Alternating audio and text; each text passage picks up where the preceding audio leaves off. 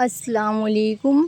Periods का time पे ना आना, obesity, excessive hair growth, acne, अगर आप इन सिम्टम्स को फील करते हैं तो आपको पीसीओडी हो सकता है।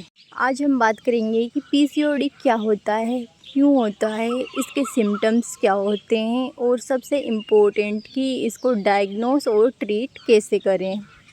इसके कोज में जेनेटिक हो सकता है, इडियोपैथिक हो सकता है यानी अननोन, और स्ट्रेस हो सकता है।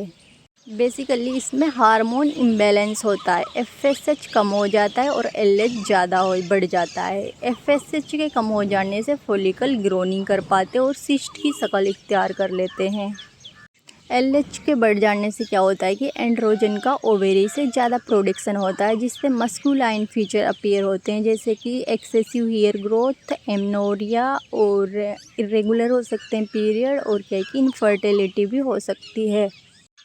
और क्या है कि जो पीसीओडी में ओबिसिटी होती है वो क्या है कि बेसिकली इंसुलिन रेजिस्टेंस की वजह से होता है कि जो हमारी सेल्स होती हैं इंसुलिन के लिए रेजिस्टेंस करती हैं पीसीओडी में।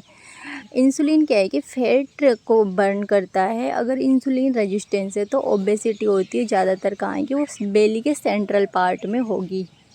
डायग्नोसिस में इसमें हम ब्लड टेस्ट करेंगे, जिसमें एफएसएच और एलएच का रेशो देखेंगे। एलएच क्या है कि 2:1 होगा, एलएच और एफएसएच, यानी एलएच बड़ा होगा और एफएसएच कम होगा। एंड्रोजन भी बढ़ा मिलेगा। और क्या है कि ब्लड शुगर कर सकते हैं हम, जिसमें क्या है कि शुगर बढ़ा होगा। और ट्रीटमेंट पे आते हैं हम। अब ट्रीटमेंट में क्या है कि स्पाइरेनोलेक्टोन दे सकते हैं, जो कि क्या है कि एक एंटी एंड्रोजेनिक इफेक्ट होते हैं। ओरल कॉन्ट्रासेप्टिव पिल्स यूज कर सकते हैं, इंसुलिन सेंसिटाइजर यूज कर सकते हैं, और यूनानी का एक सफूफे मुहाजिल होता है, यानी जो ओबेसिटी को कम करता है।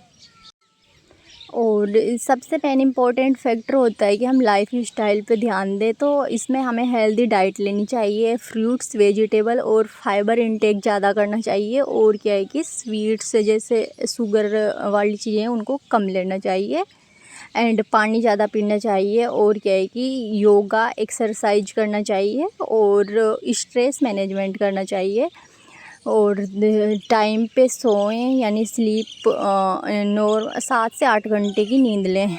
और क्या है कि आप नमाज़ पढ़ सकते हैं, अल्लाह से दुआ कर सकते हैं। थैंक्स।